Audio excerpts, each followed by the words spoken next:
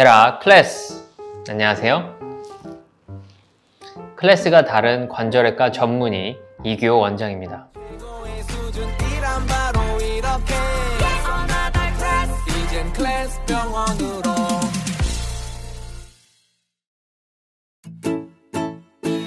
네, 수술 시간 같은 경우에는 평균 1시간 정도로 보시면 될 것 같습니다. 근데 이 힘줄이 얼마나 떨어졌느냐에 따라서 난이도가 더 올라가기 때문에 그런 정도에 따라서 수술 기간이 조금 더 길어질 수도 있고 오히려 짧아질 수도 있다는 점 기억해 주시면 될 것 같습니다.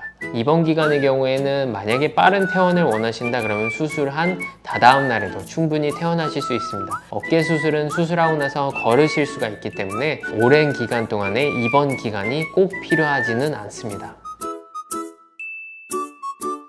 이전에는 절개를 해서 수술을 했다고 말씀을 드렸는데요, 절개를 하면 피부도 많이 째고 쨘 만큼 주변에 있는 근육들도 많이 벌리고 해야 되기 때문에 통증이 심했습니다. 하지만 이제는 관절경을 이용해서 수술하기 때문에 그때보다는 통증이 많이 감소하였습니다. 근데 한 가지 아셔야 되는 거는 관절경으로 수술할 때는 저희가 기계를 통해서 물을 계속 순환을 시키면서 수술을 합니다. 이 물들이 대략 한 48시간 정도는 어깨 주변에 있는 연부 조직에 확 들어갔다가 시간이 지나면서 빠지기 때문에 한 48시간 정도에는 잠깐 좀 더 통증이 있을 수 있지만 그 통증들도 48시간 정도가 지나면 감소를 하게 되고 대부분의 통증은 먹는 약으로 충분히 조절할 수 있습니다. 팔의 고정 기간은 팔의 크기가 굉장히 작은 경우에는 정말 짧게 하시는 경우에는 4주, 길게는 6주까지는 이렇게 옆에 쿠션이 달린 보조기를 갖고 유지를 해야 되고요. 이 상태에서는 많은 어깨 활동을 하진 않고 저희가 필요한 경우에는 어깨 관절 가동 범위 운동만 진행을 하게 됩니다.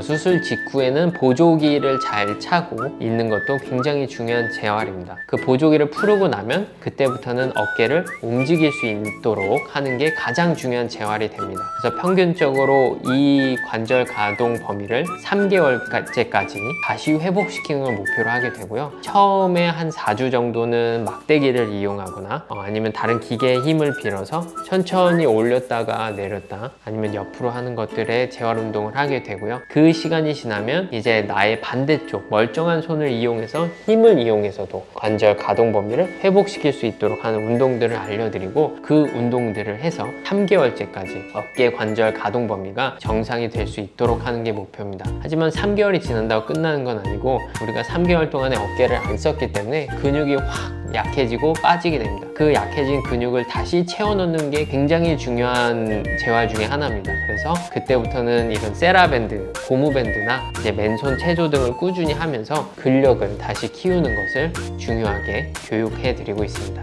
최종적으로는 6개월째가 되면 원래 하시던 스포츠 생활까지 다 가능한 시기다, 이렇게 설명드리고 치료에 진행하고 있습니다.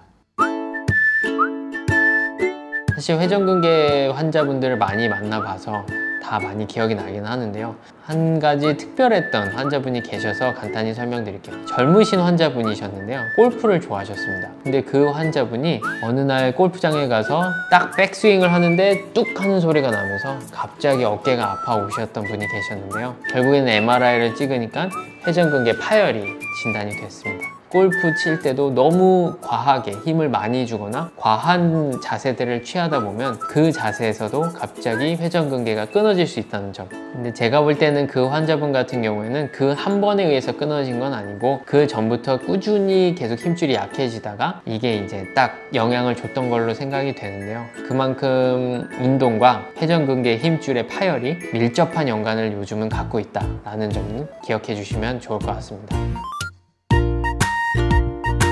생각보다 한 몇 개월 지났더니 안 아픈데요 하고 수술을 아예 밀어버리시거나 안 하시는 경우가 있는데, 그때 당시에는 괜찮을 수 있어도 길게 봤을 때 몇 개월 뒤 아니면 몇 년 뒤에는 후회하시는 경우를 많이 봤습니다. 특히 연령이 많으신 분들 같은 경우에는 갑자기 회전근개가 많이 심해지면서 관절염이 정말 급속도로 발전하는 경우도 봤는데요, 그런 경우에는 지금 앞에서 말씀드렸던 회전근개 봉합술을 못하고 인공관절 수술을 해야 되는 경우도 종종 있습니다.